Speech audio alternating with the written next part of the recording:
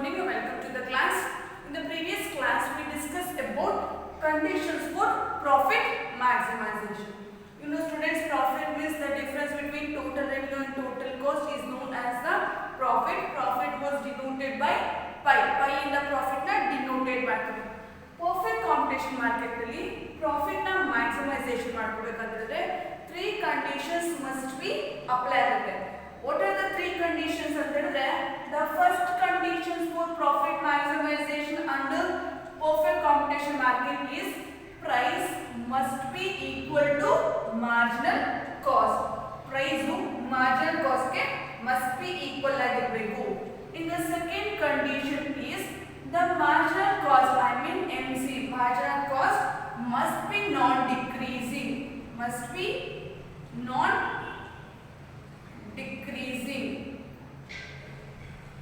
ಹೌದಲ್ಲ?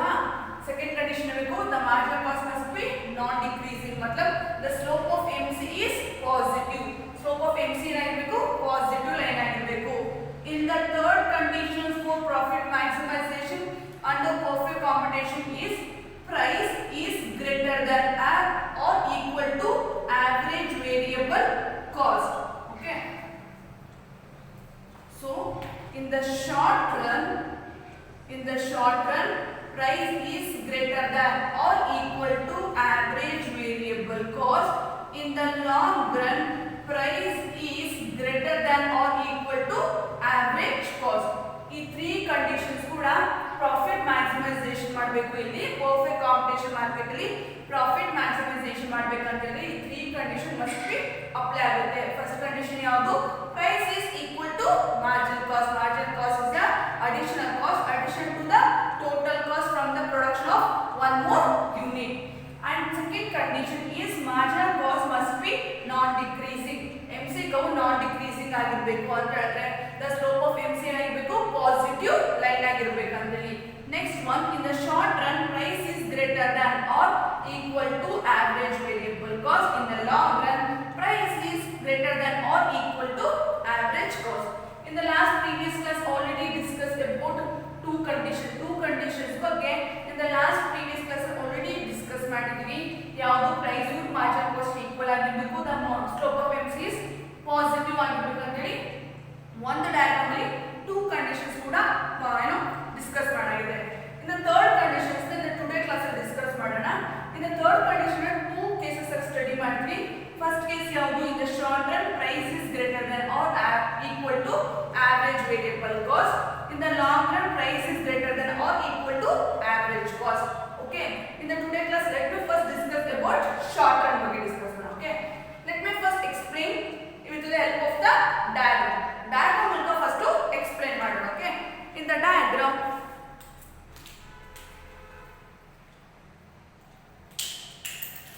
first take OX axis and OY axis.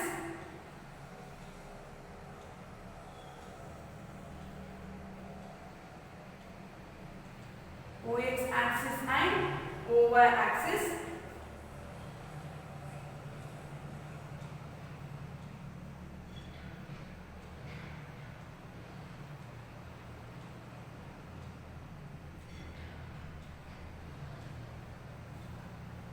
In the OX axis represent output, OY axis represent price and cost. Price and cost represent ಮಾಡುತ್ತೆ. First draw the price line. Price line in perfect competition market. Perfect competition ಅಂದ್ರೆ ಗೊತ್ತು. Perfect competition is the situation there is a large number of buyers and sellers who buy and sell the homogeneous product at uniform price is known as the perfect competition market ಅಂತ ಹೇಳಿ refer ಮಾಡ್ತೀವಿ. ಈ ಒಂದು perfect competition market ಅಲ್ಲಿ price OX axis ಗೆ horizontal line ಆಗಿರುತ್ತೆ. Last class already discuss ಆಗಿದೆ. ಏನಕ್ಕೆ OX axis ಗೆ horizontal line ಆಗಿರುತ್ತೆ ಪ್ರೈಸ್ ಅಂತ ಹೇಳಿದ್ರೆ in the perfect competition market ಅಲ್ಲಿ only single price ಅಂದ್ರೆ ಯೂನಿಫಾರ್ಮ್ ಪ್ರೈಸಸ್ ಇರುತ್ತೆ. ಯಾವ ಒಂದು ಫರ್ಮು ಕೂಡ ಪ್ರೈಸ್ ಮೇಲೆ ಡಾಮಿನೇಟ್ ಮಾಡಕ್ಕಾಗಲ್ಲ, ಪ್ಯಾಸಿವ್ಲಿ ಅಕ್ಸೆಪ್ಟ್ ಮಾಡಬೇಕು. ಏನ್ ಮಾರ್ಕೆಟ್ ಫಿಕ್ಸ್ ಮಾಡುತ್ತೋ ಆ ಪ್ರೈಸ್ ನ ಎಲ್ಲಾ ಫರ್ಮ್ಸ್ ಕೂಡ ಮಾರ್ಕೆಟ್ ಇರುವಂತ ಎಲ್ಲಾ ಫರ್ಮ್ಸ್ ಕೂಡ ಪ್ಯಾಸಿವ್ಲಿ ಅಕ್ಸೆಪ್ಟ್ ಮಾಡ್ತಾ ಹೋಗುತ್ತೆ ಹೊರತು there is no difference between there is no firm dominate in the market price. Market price ನಲ್ಲಿ ಯಾವ ಒಂದು ಫರ್ಮು ಕೂಡ ಡಾಮಿನೇಟ್ ಮಾಡಕ್ಕಾಗಲ್ಲ. perfect competition market ಅಲ್ಲಿ ಮಾರ್ಕೆಟ್ ಏನು ಪ್ರೈಸ್ ನ ಫಿಕ್ಸ್ ಮಾಡುತ್ತೋ ಇಡೀ ಮಾರ್ಕೆಟ್ ಆ ಪ್ರೈಸ್ ಗೆ ಅಕ್ಸೆಪ್ಟ್ ಮಾಡ್ತಾ ಹೋಗುತ್ತೆ. ಅದಕ್ಕೋಸ್ಕರ ನಾವು ಫೀಚರ್ಸ್ ಎಲ್ಲ ಹೇಳ್ತಾ ಹೋಗ್ತೀವಿ, ಸಿಂಗಲ್ ಪ್ರೈಸ್, ಯೂನಿಫಾರ್ಮ್ ಪ್ರೈಸ್ ಅಂತೇಳಿ. ಸೊ ಇಡೀ ಮಾರ್ಕೆಟ್ ಅಲ್ಲಿ ಪ್ರೈಸ್ ಒಂದೇ ತರ ಇರುತ್ತೆ. Okay, so in the perfect competition market ಅಲ್ಲಿ OX ಆಕ್ಸಿಸ್ ಗೆ ಪ್ರೈಸ್ ಏನಾಗಿರುತ್ತೆ, ಈಕ್ವಲ್ ಆಗಿ ಲೈನ್ ಆಗಿರುತ್ತೆ. Okay, next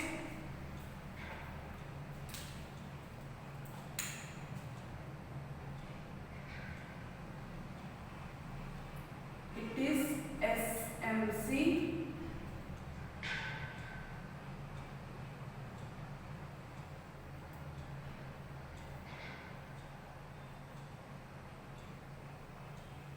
it is ABC, next SAC. okay,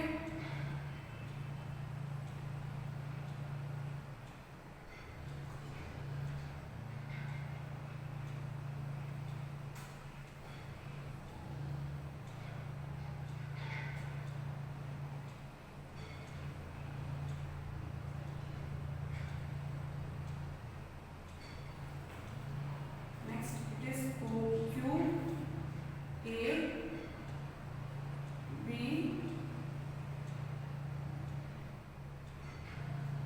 M N. okay, look at here in the diagram. OX axis represent output, O axis represent price and cost. in the diagram only price line ಏನಾಗಿದೆ ಅಂತ ಹೇಳಿದ್ರೆ OX axis ಗೆ horizontal line ಆಗಿದೆ. in the diagram SMC ಅಂದ್ರೆ short term marginal cost, SCC ಅಂದ್ರೆ short term average cost, ABC ಅಂದ್ರೆ average variable cost. okay, so in the diagram ಅಲ್ಲಿ first profit maximization ಮಾಡಬೇಕಂದ್ರೆ first condition ಏನಿದೆ, price must be equal to marginal cost. marginal cost ಅವ್ರಿಗೆ ಯಾವುದು SMC marginal cost ಅವ್ರಿಗೆ price equal ಆಗಿರಬೇಕಂತ ನೋಡಿ. ಈ 2 points equal ಆಗಿದೆ. in the last previous class already ಹೇಳಿದೀನಿ, ಫಸ್ಟ್ ಕಂಡೀಷನ್ಸ್ ಈ 2 ಪಾಯಿಂಟ್ಸ್ ಫುಲ್ಫಿಲ್ ಮಾಡಿದೆ. ಹಾಗಾದ್ರೆ 2 ಪಾಯಿಂಟ್ಸ್ ಅಲ್ಲಿ ಯಾವ ಪಾಯಿಂಟ್ ಪ್ರಾಫಿಟ್ ಮ್ಯಾಕ್ಸಿಮೈಸೇಷನ್ ಮಾಡುತ್ತೆ ಅಂತ ತಿಳ್ಕೊಳ್ಳೋಕೆ we go through the second condition. what is the second condition?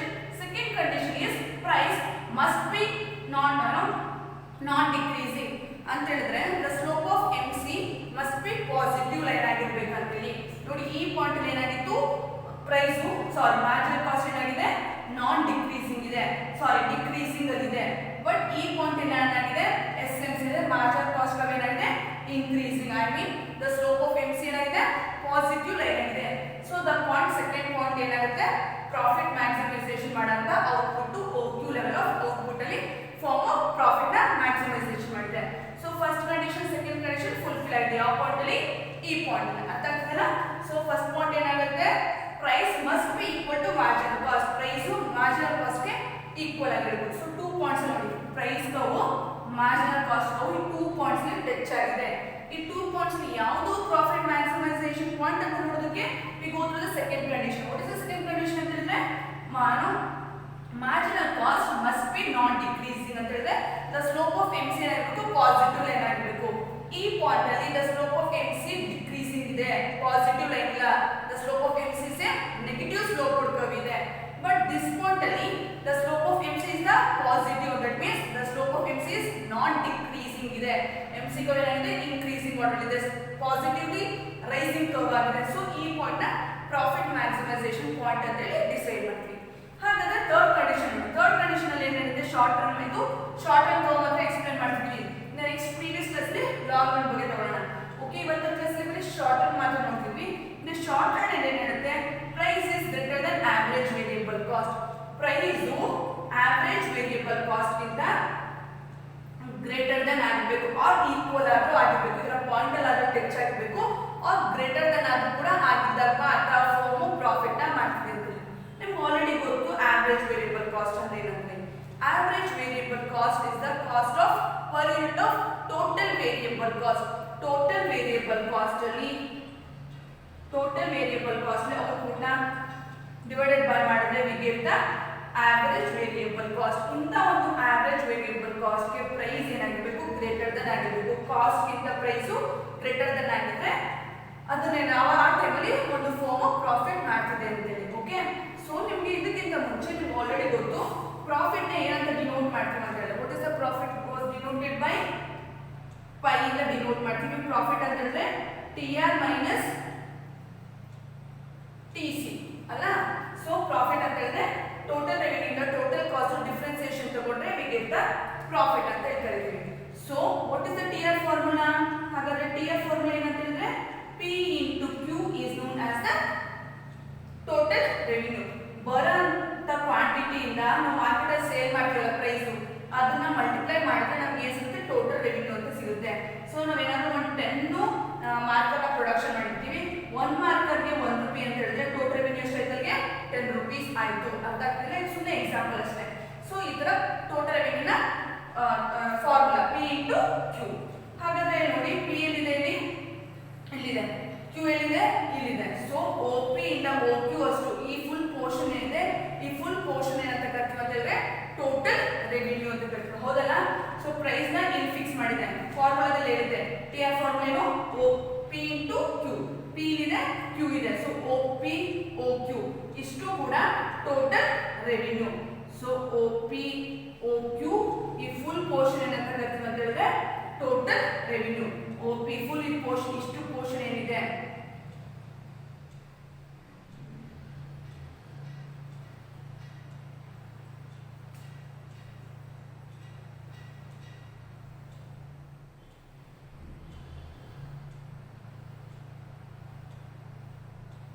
ಈ ಫುಲ್ ಪೋರ್ಷನ್ ಇದೆ, ಫುಲ್ ಪೋರ್ಷನ್ ಅಂತ ಕರಿತೀವಿ ಅಂತ ಹೇಳಿದ್ರೆ ಟೋಟಲ್ ರೆವಿನ್ಯೂ. TR ಅಂತ ಹೇಳಿ ರೆಪ್ರೆಸೆಂಟ್ ಮಾಡ್ತೀವಲ್ವಾ? ಫಾರ್ಮುಲಾದಲ್ಲಿ ಏನಿದೆ? TR ಫಾರ್ಮುಲಾ ಏನು? OP into Q. ಇಲ್ಲಿ ನೋಡಿ P ಇಷ್ಟಿದೆ, Q ಇಷ್ಟಿದೆ. ಸೊ ಇಷ್ಟು ಫುಲ್ ಪೋರ್ಷನ್ ಅಂತ ಕರಿತೀವಿ one form the total revenue ಅಂತ ಕರಿತೀವಿ. ಹೀಗಾದ್ರೆ ಟೋಟಲ್ ಕಾಸ್ಟ್ ಏನು? ಟೋಟಲ್ ಕಾಸ್ಟ್ ನೋಡಿ, ಕಾಸ್ಟ್ ಕರ್ವ್ ಏನಿದೆ? ಇಲ್ಲಿದೆ. ಹೌದಲ್ವಾ? ಆವರೇಜ್ ವೇರಿಯಬಲ್ ಕಾಸ್ಟ್ ಇಲ್ಲಿದೆ. ಸೊ ಹಾಗಾದ್ರೆ OBNQ ಅಷ್ಟು ಕಾಸ್ಟ್ ಆಗುತ್ತೆ. ಒಂದು ಫರ್ಮ್ ತನ್ನ ರೆವಿನ್ಯೂ ಎಷ್ಟು ತಗೋತಿದೆ ಅಂತ ಹೇಳಿದ್ರೆ P ಇಷ್ಟೇ ತಗೋತಿರೋದು ಇನ್ಕಮ್ ನ. ಹೌದಲ್ಲ? ಇಲ್ಲೇ ನೋಡಿ ಪ್ರೈಸ್ ಮೇಲೆ ಯಾವಾಗ ಇನ್ಕಮ್ ಡಿಸೈಡ್ ಆಗುತ್ತೆ. ಸೊ OPMQ ಅಷ್ಟು ಇದು M ಆಗುತ್ತೆ. ಸೊ OPMQ ಅಷ್ಟು ಟೋಟಲ್ ರೆವಿನ್ಯೂ ಇರುತ್ತೆ. ಸೊ ಟೋಟಲ್ ಕಾಸ್ಟ್ ಹೇಗೆ ಐಡೆಂಟಿಫೈ ಮಾಡಿದ್ರೆ ನೋಡಿ, ಕಾಸ್ಟ್ ಕರ್ವ್ ಏನಿದೆ? ಇಲ್ಲಿದೆ ಮೇಲ್ಗಡೆ. ಆವರೇಜ್ ವೇರಿಯಬಲ್ ಕಾಸ್ಟ್ ನಾವು ತಗೋತಿರೋ ಮಾರ್ಜಿನಲ್ ಕಾಸ್ಟ್ ನ ಆವರೇಜ್ ವೇರಿಯಬಲ್ ಕಾಸ್ಟ್ ಕರ್ವ್ ಏನಿದೆ? ಇಲ್ಲಿದೆ. ಸೊ ಹಾಗಾದ್ರೆ ಕಾಸ್ಟ್ ಎಷ್ಟು ಆಯ್ತು ಅಂತ ಹೇಳಿದ್ರೆ TC ಹೇಗೈತೆ ಅಂತ ಹೇಳಿದ್ರೆ OB ಮತ್ತೆ QN. OB QN ಅಷ್ಟು ಏನಾಯ್ತು ಅಂತ ಹೇಳಿದ್ರೆ ಕಾಸ್ಟ್ ಆಯ್ತು. ಸೊ ಕಾಸ್ಟ್ ನ ಇದರ ಡಿಫರೆನ್ಸ್ ತೋರಿಸ್ತೀವಿ.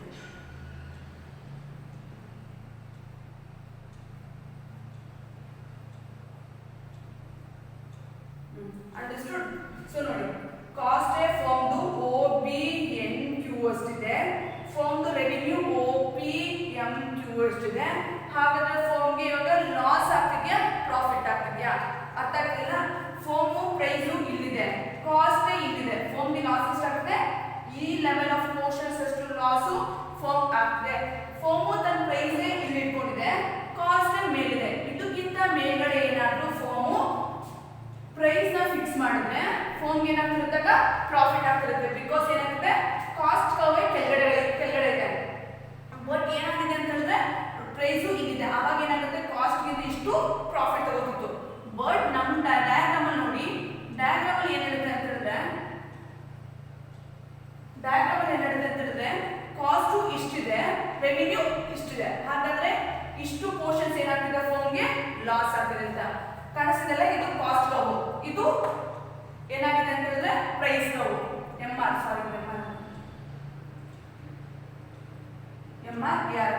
ಸೊ ನೋಡಿ, ನಮ್ದು ರೆವಿನ್ಯೂ ಕರ್ವ್ ಇಲ್ಲಿದೆ, ಕಾಸ್ಟ್ ಕರ್ವ್ ಮೇಲಿದೆ. ಹಾಗಾದ್ರೆ ಫಾರ್ಮ್ಗೆ ಏನಾಗ್ತಿರುತ್ತೆ? ಲಾಸ್ ಆಗುತ್ತೆ. ನಿಮ್ಗೆ ಇನ್ಕಮ್ ಈ ಲೆವೆಲ್ ಅಲ್ಲಿ 80 ರೂಪೀಸ್ ಅಷ್ಟು ಇನ್ಕಮ್ ಬರ್ತಿರುತ್ತೆ. ಕಾಸ್ಟ್ ಮೇಲ್ಗಡೆ 110 ಇದೆ ನೋಡಿ, 80 ರೂಪೀಸ್ 110. ಹಾಗಾದ್ರೆ ಲಾಸ್ ಎಷ್ಟಾಗ್ತಿದೆ? 30 ರೂಪೀಸ್ ಅಷ್ಟು ಲಾಸ್ ಆಗ್ತಿದೆ ಅಂತೇಳಿ. ಇದು ಜಸ್ಟ್ ಎಕ್ಸಾಂಪಲ್ ಅಲ್ವಾ? ನೀವೇನಾದ್ರೂ ಇದಕ್ಕಿಂತ ಮೇಲ್ಗಡೆ ಪ್ರೈಸ್ ನ ಫಿಕ್ಸ್ ಮಾಡಿದ್ರೆ, ಫಾರ್ ಎಕ್ಸಾಂಪಲ್ ಇಲ್ಲಿ ಪ್ರೈಸ್ ನ ಫಿಕ್ಸ್ ಮಾಡ್ತೀರಾ ಅನ್ಕೊಳ್ಳಿ. ಫಾರ್ ಎಕ್ಸಾಂಪಲ್ 150 ರೂಪೀಸ್ ಅಷ್ಟು ಪ್ರೈಸ್ ನ ಫಿಕ್ಸ್ ಮಾಡ್ತೀರಾ. ಅವಾಗ ನೋಡಿ, ಕಾಸ್ಟ್ ಇಲ್ಲಿದೆ 110, ಪ್ರೈಸ್ ನ 150 ರೂಪೀಸ್ ಫಿಕ್ಸ್ ಮಾಡಿದ್ರೆ ಅವಾಗ ಎಷ್ಟು ಪ್ರಾಫಿಟ್ ಸಿಗ್ತದೆ? 40 ರೂಪೀಸ್ ಅಷ್ಟು ಕಾಸ್ಟ್ ಪ್ರಾಫಿಟ್ ಸಿಗ್ತದೆ. Cost 110 rupees, price 150 rupees. ಆಗ ಫೋನ್ಗೆ ಏನಾಗ್ತಿದೆ? 40 ರೂಪೀಸ್ ಅಷ್ಟು ಪ್ರಾಫಿಟ್ ಆಗ್ತಿದೆ. ಅರ್ಥ ಆಗ್ತಿದೆಯಾ? ಸೊ ಈ ಒಂದು ಮಾರ್ಕರ್ ನ ಪ್ರೊಡಕ್ಷನ್ ಮಾಡೋಕ್ಕೆ ಫೋಮು 110 ರೂಪೀಸ್ ತಗೋತೀವಿ. ಮಾಡ್ತಿದ್ವಿ, ಈ ಮಾರ್ಕರ್ ನ ಸೇಲ್ ಮಾಡೋದಕ್ಕೆ 150 rupees ನ ಫಿಕ್ಸ್ ಮಾಡ್ತೀವಿ. ಹಾಗಾದ್ರೆ ಫರ್ಮ್ದು ಕಾಸ್ಟ್ 110 rupees ಇಂದ 150 rupees ನ ಮೈನಸ್ ಮಾಡಿದ್ರೆ ಫರ್ಮ್ಗೆ ಎಷ್ಟು ಸಿಗುತ್ತೆ? ಪ್ರಾಫಿಟ್ 40 rupees ಇರುತ್ತೆ. ಆವಾಗ ಫರ್ಮ್ಗೆ ಪ್ರಾಫಿಟ್ ಸಿಗ್ತದೆ. ಇಲ್ಲ ಈ ಫರ್ಮ್ ನಾವೇನಾದ್ರೂ ಫಾರ್ ಎಕ್ಸಾಂಪಲ್ ಈ ಒಂದು ಮಾರ್ಕರ್ಗೆ 110 rupees ಆಗ್ತಿರುತ್ತೆ, ಬಟ್ ನಾವು ಫರ್ಮು ಈ ಮಾರ್ಕರ್ ನ ಸೇಲ್ ಮಾಡೋದಕ್ಕೆ 80 rupees ಫಿಕ್ಸ್ ಮಾಡಿದ್ರೆ ಫರ್ಮ್ಗೆ ಏನಾಗ್ತಿರುತ್ತೆ? ಲಾಸ್ ಆಗ್ತಿರುತ್ತೆ. ಎಷ್ಟು ರೂಪೀಸ್ ಲಾಸ್ ಆಗುತ್ತೆ? 30 rupees ಲಾಸ್ ಆಗುತ್ತೆ. ಸೊ ಈ ಡಯಾಗ್ರಾಮ್ ಅಲ್ಲಿ ಇಷ್ಟು ಪೋರ್ಷನ್ ಏನಂತ ಹೇಳ್ತೀವಿ ಅಂದ್ರೆ ಲಾಸ್ ಅಂತ ಹೇಳ್ತೀವಿ. ಇಂತ ಒಂದು ಪ್ರೈಸ್ ನ ಏನಾದ್ರು ಮಾರ್ಕೆಟ್ ಫಿಕ್ಸ್ ಮಾಡಿದ್ರೆ, ಈ ಲೆವೆಲ್ ಅಲ್ಲಿ ಪ್ರೈಸ್ ಏನಾದ್ರು ಮಾರ್ಕೆಟ್ ಫಿಕ್ಸ್ ಮಾಡಿದ್ರೆ ಒಳಗಡೆ ಇರುವಂತ ಮಾರ್ಕೆಟ್ ಒಳಗಡೆ ಇರುವಂತ ಫರ್ಮ್ಸ್ ಏನ್ ಮಾಡುತ್ತೆ? ಮಾರ್ಕೆಟ್ ಇಂದ ಎಕ್ಸಿಟ್ ಆಗ್ಬಿಡುತ್ತೆ. ಏನಕ್ಕೆ ಎಕ್ಸಿಟ್ ಆಗುತ್ತೆ? ಫರ್ಮ್ ಏನ್ ಮಾಡ್ತಿರುತ್ತೆ? ಇನ್ಕರಿಂಗ್ ಲಾಸ್ ನ ಅನುಭವಿಸ್ತಿರುತ್ತೆ. ಆ ಒಂದು ಟೈಮ್ ಅಲ್ಲಿ ಫರ್ಮ್ ಏನಾಗುತ್ತೆ? ಮಾರ್ಕೆಟ್ ಇಂದ ಎಕ್ಸಿಟ್ ಆಗ್ಬಿಡುತ್ತೆ. ಅರ್ಥ ಆಗ್ತಿದೆಯಾ? ಸೊ ಪರ್ಫೆಕ್ಟ್ ಕಾಂಪಿಟೇಷನ್ ಮಾರ್ಕೆಟ್ ಅಲ್ಲಿ ಏನಾದ್ರೂ ಮಾರ್ಕೆಟ್ ಆವರೇಜ್ ವೇರಿಯಬಲ್ ಕಾಸ್ಟ್ ಗಿಂತ ಲೋಯರ್ ಪ್ರೈಸ್ ನ ಫಿಕ್ಸ್ ಮಾಡಿದ್ರೆ ಫರ್ಮ್ಗಳು ಏನಾಗ್ತಿರುತ್ತೆ? ಲಾಸ್ ನ ಇನ್ಕರ್ ಮಾಡ್ತಾ ಹೋಗ್ತಿರುತ್ತೆ. ಈ ಒಂದು ಟೈಮ್ ಅಲ್ಲಿ ಯಾವ ಫರ್ಮ್ ಕೂಡ ಔಟ್ಪುಟ್ ನ ಕೊಡೋದಕ್ಕೆ ರೆಡಿ ಇರಲ್ಲ. ಏನಕ್ಕೆ ರೆಡಿ ಇರಲ್ಲ ಅಂತಂದ್ರೆ ಫರ್ಮು ಲಾಸ್ ನ ಎಕ್ಸ್ಪೀರಿಯನ್ಸ್ ಮಾಡ್ತಿರುತ್ತೆ. ಅವಾಗ ಏನ್ ಮಾಡುತ್ತೆ? ಮಾರ್ಕೆಟ್ ಇಂದ ಎಕ್ಸಿಟ್ ಆಗುತ್ತೆ. ಅದೇ ಆವರೇಜ್ ವೇರಿಯಬಲ್ ಕಾಸ್ಟ್ ಗಿಂತ ಗ್ರೇಟರ್ ದನ್ ಆಗಿದ್ರೆ ಪ್ರೈಸು ಥಿಯರಿಲೇ ಹೇಳುತ್ತೆ. ದ ಶಾರ್ಟ್ ಅಲ್ಲಿ ಪ್ರೈಸು ಆವರೇಜ್ ವೇರಿಯಬಲ್ ಕಾಸ್ಟ್ ಗಿಂತ ಗ್ರೇಟರ್ ದನ್ ಆಗಿದೆ ಫರ್ಮ್ಗೆ ಸಿಗುತ್ತೆ ಪ್ರಾಫಿಟ್ ಸಿಗುತ್ತೆ. ಲೆಸ್ಸರ್ ದನ್ ಆಗಿದೆ ಸಿಗುತ್ತೆ ಫರ್ಮ್ಗೆ ಲಾಸ್ ಆಗ್ತಿದೆ. ಅರ್ಥ ಆಗ್ತಿದೆಯಾ? ಸೊ ಪ್ರೈಸು ಗ್ರೇಟರ್ ದನ್ ಆಗಿದ್ರೆ ಆವರೇಜ್ ವೇರಿಯಬಲ್ ಕಾಸ್ಟ್ ಗಿಂತ ಫರ್ಮ್ಗೆ ಪ್ರಾಫಿಟ್ ನ ಎಕ್ಸ್ಪೀರಿಯನ್ಸ್ ಮಾಡುತ್ತೆ. ಅದೇ ಪ್ರೈಸು ಆವರೇಜ್ ವೇರಿಯಬಲ್ ಕಾಸ್ಟ್ ಗಿಂತ lesser than average variable cost ಗಿಂತ ಲೆಸ್ಸರ್ ದನ್ ಆಗಿದ್ರೆ ಫರ್ಮ್ಗೆ ಏನಾಗ್ತಿರುತ್ತೆ? ಲಾಸ್ ನ ಎಕ್ಸ್ಪೀರಿಯನ್ಸ್ ಮಾಡುತ್ತೆ. ಅರ್ಥ ಆಗ್ತಿದೆಯಾ? ಅದಕ್ಕೆ ಥಿಯರಿ ಏನ್ ಹೇಳ್ತಾರೆ? ಪ್ರಾಫಿಟ್ ನ ಮಾಡ್ಬೇಕಂತ ಹೇಳಿದ್ರೆ ಪ್ರೈಸು ಆವರೇಜ್ ವೇರಿಯಬಲ್ ಕಾಸ್ಟ್ ಗಿಂತ ಗ್ರೇಟರ್ ದನ್ ಆಗಿದ್ರೆ ಫರ್ಮು ಪ್ರಾಫಿಟ್ ನ ಮ್ಯಾಕ್ಸಿಮೈಸ್ ಮಾಡ್ಬೋದು ಅಂತ ಹೇಳಿ. ಈ ಡಯಾಗ್ರಾಮ್ ಅಲ್ಲಿ ನಾವ್ ಏನ್ ತೋರಿಸ್ತಿದೀವಿ ಅಂತ ಹೇಳಿದ್ರೆ ಲಾಸ್ ಬಗ್ಗೆ ತೋರಿಸ್ತಿದೀವಿ. ಫರ್ಮ್ ಹೆಂಗೆ ಲಾಸ್ ನ ಎಕ್ಸ್ಪೀರಿಯನ್ಸ್ ಮಾಡುತ್ತೆ ಅಂತ ಹೇಳಿ ಈ ಡಯಾಗ್ರಾಮ್ ಅಲ್ಲಿ ಎಕ್ಸ್ಪ್ಲೈನ್ ಮಾಡ್ತೀವಿ. ಯಾವ ಟೈಮ್ ಅಲ್ಲಿ? Short run time. Short run ಅಂದ್ರೆ ಗೊತ್ತು, period of time only short ಆಗಿರುತ್ತೆ, ತುಂಬಾ ಲಾಂಗ್ ಪೀರಿಯಡ್ ಆಗಿರಲ್ಲ. ಲೇಬರ್ ಲ್ಯಾಂಡ್ ಅವೆಲ್ಲ ಕೂಡ ಚೇಂಜಸ್ ಮಾಡ್ಕೊಳ್ಳೋದಕ್ಕೆ ತುಂಬಾ ಪೀರಿಯಡ್ ಆಫ್ ಟೈಮ್ ಏನಾಗಿರುತ್ತೆ ಅಂತಂದ್ರೆ ಶಾರ್ಟರ್ ಆಗಿರುತ್ತೆ. ಈ ಒಂದು ಟೈಮ್ ಅಲ್ಲಿ ಪ್ರಾಫಿಟ್ ಮಾಡ್ಕೋಬೇಕಂತಂದ್ರೆ ಪ್ರೈಸು ಆವರೇಜ್ ವೇರಿಯಬಲ್ ಕಾಸ್ಟ್ ಗಿಂತ ಗ್ರೇಟರ್ ದನ್ ಆಗಿರಬೇಕು ಆರ್ ಈಕ್ವಲ್ ಆಗಿರ್ಬೇಕಂತೇಳಿ. ಇನ್ ದ ಡಯಾಗ್ರಾಮ್ ಅಲ್ಲಿ ನಾವು ಫರ್ಮ್ ಹೆಂಗೆ ಪರ್ಫೆಕ್ಟ್ ಕಾಂಪಿಟೇಷನ್ ಮಾರ್ಕೆಟ್ ಅಲ್ಲಿ ಫರ್ಮ್ ಹೆಂಗೆ ಲಾಸ್ ನ ಎಕ್ಸ್ಪೀರಿಯನ್ಸ್ ಮಾಡುತ್ತೆ ಅಂತೇಳಿ ಎಕ್ಸ್ಪ್ಲೈನ್ ಮಾಡ್ತಿದ್ವಿ. ಇನ್ ದ ಡಯಾಗ್ರಾಮ್ ಅಲ್ಲಿ OX as represent output, OY as represent price and cost. In the diagram ಅಲ್ಲಿ P ನಮ್ಮ ಒಂದನೇ AR ಒಂದೇ MR ಅದರ ಒಂದನೇ. In the diagram ಅಲ್ಲಿ ABC ಅಂತಂದ್ರೆ average variable cost, SCLC ಅಂತಂದ್ರೆ short run average cost, SMC ಅಂತಂದ್ರೆ short run marginal cost. Theory ಹೇಳಿದಂಗೆ average variable cost ಗಿಂತ ಪ್ರೈಸ್ ಗ್ರೇಟರ್ ದನ್ ಆಗಿರಬೇಕಂತ ಇರುತ್ತೆ. ಬಟ್ ನಮ್ಮ ಥಿಯರಿ ನೋಡಿ ಪ್ರೈಸು ಇಲ್ಲಿದೆ, average variable cost ಇಲ್ಲಿದೆ. ಅರ್ಥ ಆಗ್ತಿಲ್ಲ? ಪ್ರೈಸು ಇಲ್ಲಿದೆ, average variable cost ಇಲ್ಲಿದೆ. ಸೊ ಇಷ್ಟು ಲೆವೆಲ್ ಅಲ್ಲಿ ಏನಾಗುತ್ತೆ ಫರ್ಮ್ಗೆ ಅಂತ ಹೇಳಿದ್ರೆ ಲಾಸ್ ಆಗ್ತಿರುತ್ತೆ ಅಂತೇಳಿ. ಫರ್ಮ್ ಏನಾದರೂ ಪರ್ಫೆಕ್ಟ್ ಕಾಂಪಿಟೇಷನ್ ಮಾರ್ಕೆಟ್ ಅಲ್ಲಿ ಮಾರ್ಕೆಟ್ ಆವರೇಜ್ ವೇರಿಯಬಲ್ ಕಾಸ್ಟ್ ಗಿಂತ ಮೇಲ್ಗಡೆ ಪ್ರೈಸ್ ನ ಫಿಕ್ಸ್ ಮಾಡಿದ್ರೆ ಫರ್ಮ್ಗೆ ಪ್ರಾಫಿಟ್ ಆಗ್ತಿರುತ್ತೆ, ಗ್ರೇಟರ್ ದನ್ ಆಗಿರುತ್ತೆ. ಪ್ರೈಸ್ ಗ್ರೇಟರ್ ದನ್ ಆಗಿದ್ದು ಕಾಸ್ಟ್ ಕೆಳಗಡೆ ಇರುತ್ತೆ. ಅವಾಗ ಏನಾಗ್ತಿರುತ್ತೆ? ಫರ್ಮ್ಗೆ ಪ್ರಾಫಿಟ್ ಆಗ್ತಿರುತ್ತೆ. ಅದೇ ಆವರೇಜ್ ವೇರಿಯಬಲ್ ಕಾಸ್ಟ್ ಗಿಂತ ಪ್ರೈಸ್ ನ ಲೋಯರ್ ದನ್ ಮಾಡಿದ್ರೆ ಫರ್ಮ್ ಎಕ್ಸ್ಪೀರಿಯನ್ಸ್ ಲಾಸ್ ನ ಎಕ್ಸ್ಪೀರಿಯನ್ಸ್ ಮಾಡುತ್ತೆ. ಅರ್ಥ ಆಗ್ತಿದೆಯಾ? ನೋಡಿ ಇಲ್ಲಿ ಆಲ್ರೆಡಿ ಹೇಳಿದಂಗೆ ಒಂದು ಮಾರ್ಕರ್ ನ ಪ್ರೊಡಕ್ಷನ್ ಮಾಡಕ್ಕೆ ಒಂದು ಫರ್ಮ್ಗೆ 80 rupees ಅಷ್ಟು ಕಾಸ್ಟ್ ಆಗ್ತಿದೆ ಅಂತ, ಸಾರಿ 150 rupees ಅಷ್ಟು ಕಾಸ್ಟ್ ಆಗ್ತಿದೆ ಅಂತೇಳಿ. ಇಲ್ಲಿ ಈ ಪಾಯಿಂಟ್ ಅಲ್ಲಿ 150 rupees, ಸಾರಿ ಇಲ್ಲ 110 ಅಂತ ತಗೊಳ್ಳಿ. ಓಕೆ, ಸೊ ಈ ಒಂದು ಮಾರ್ಕರ್ ನ ಪ್ರೊಡಕ್ಷನ್ ಮಾಡೋದಕ್ಕೆ ಆವರೇಜ್ ವೇರಿಯಬಲ್ ಕಾಸ್ಟ್ ಎಷ್ಟಾಗ್ತಿದೆ? 110 rupees ಆಗ್ತಿದೆ. ಬಟ್ ಮಾರ್ಕೆಟ್ ಪ್ರೈಸ್ ಎಷ್ಟು ಕೊಟ್ಟಿದೆ? 80 rupees ಕೊಟ್ಟಿದೆ. ನಿಮ್ ಕಾಸ್ಟ್ ಜಾಸ್ತಿ ಇದೆ, ಪ್ರೈಸ್ ಕಡಿಮೆ ಇದೆ. ಅವಾಗ ಏನಾಗ್ತಿರುತ್ತೆ? ಫರ್ಮ್ಗೆ ಲಾಸ್ ಆಗ್ತಿರುತ್ತೆ. ಯಾವ್ದಾದ್ರು ಫರ್ಮ್ ಹತ್ರ ಲಾಸ್ ಮಾಡ್ಕೊಳುತ್ತೆ, ನಮ್ಮ ಕಾಸ್ಟ್ ಗಿಂತಲೂ ಕೂಡ ಲೋಯರ್ ದನ್ ಆಗಿ ಪ್ರೈಸ್ ನ ಫಿಕ್ಸ್ ಮಾಡ್ಕೊಂಡ್ರೆ ಫರ್ಮ್ಗೆ ಏನಾಗ್ತಿರುತ್ತೆ? ಲಾಸ್ ಆಗ್ತಿರುತ್ತೆ. ಹೌದಲ್ಲ? ಕರೆಕ್ಟ್ ಅಲ್ಲ? ಸೊ ನಮ್ಮ ಕಾಸ್ಟ್ ಗಿಂತಲೂ ಕೂಡ ಪ್ರೈಸ್ ನ ಕಡಿಮೆ ಫಿಕ್ಸ್ ಮಾಡ್ಕೊಂಡ್ರೆ ಫರ್ಮು 30 rupees ಅಷ್ಟು ಲಾಸ್ ನ ಎಕ್ಸ್ಪೀರಿಯನ್ಸ್ ಮಾಡುತ್ತೆ. ಅದೇ ಫರ್ಮ್ ಏನಾದ್ರು ಇನ್ ಕೇಸ್ ಪ್ರೈಸ್ ಏನಾದ್ರು ಆವರೇಜ್ ವೇರಿಯಬಲ್ ಕಾಸ್ಟ್ ಗಿಂತ ಮೇಲ್ಗಡೆ ಫಿಕ್ಸ್ ಮಾಡ್ತು ಅಂತ ಹೇಳ್ಬೋದು, 150 rupees ಅಂತೇಳಿ ಫಿಕ್ಸ್ ಮಾಡ್ತು. ಒಂದು ಮಾರ್ಕರ್ಗೆ 150 rupees ಎಕ್ಸಾಂಪಲ್ ಅಷ್ಟೇ. ಸೊ ನೋಡಿ, ಈ ಒಂದು ಮಾರ್ಕರ್ ನ ಪ್ರೊಡಕ್ಷನ್ ಮಾಡಕ್ಕೆ 110 rupees ಅಷ್ಟು ಕಾಸ್ಟ್ ಆಗ್ತಿತ್ತು. ಬಟ್ ಮಾರ್ಕೆಟ್ ಅಲ್ಲಿ 150 rupees ಅಷ್ಟು ಪ್ರೈಸ್ ನ ಫಿಕ್ಸ್ ಮಾಡಿದ್ರೆ ಹಾಗಾದ್ರೆ ಫರ್ಮ್ ಏನು ಎಕ್ಸ್ಪೀರಿಯನ್ಸ್ ಮಾಡುತ್ತೆ? ಪ್ರಾಫಿಟ್ ನ ಎಕ್ಸ್ಪೀರಿಯನ್ಸ್ ಮಾಡುತ್ತೆ. 110 ಇಂದ ನೋಡಿ 150 ಎಷ್ಟು ಡಿಫರೆನ್ಸ್ ಇದೆ? 40 ಏನಂತ ಹೇಳ್ತೀವಿ ಅಂತಂದ್ರೆ ಪ್ರಾಫಿಟ್ ಅಂತ ಹೇಳ್ತೀವಿ. ಅದಕ್ಕೆ ಇಂದ ಶಾರ್ಟ್ ರನ್ ಅಲ್ಲಿ ಪ್ರೈಸ್ ಯಾವಾಗ ಕೂಡ ಆವರೇಜ್ ವೇರಿಯಬಲ್ ಕಾಸ್ಟ್ ಗಿಂತ ಗ್ರೇಟರ್ ದನ್ ಆಗಿರ್ಬೇಕಂತೇಳಿ ತಿಳಿಸುತ್ತೆ. ಸೊ ಈ ಒಂದು ಡಯಾಗ್ರಾಮ್ ಅಲ್ಲಿ ಲಾಸ್ ಹೇಗಾಗಿದೆ ಫರ್ಮ್ ಲಾಸ್ ಹೇಗೆ ಎಕ್ಸ್ಪೀರಿಯನ್ಸ್ ಮಾಡ್ತಿದೆ ಅಂತೇಳಿ ಡಿಸ್ಕಸ್ ಮಾಡ್ತೀವಿ. ಇನ್ ದ ನೆಕ್ಸ್ಟ್ ಕ್ಲಾಸ್ ಅಲ್ಲಿ ದ ಶಾರ್ಟ್ ಅಲ್ಲಿ ಫರ್ಮ್ ಪ್ರಾಫಿಟ್ ಹೇಗೆ ಮಾಡುತ್ತೆ ಅಂತೇಳಿ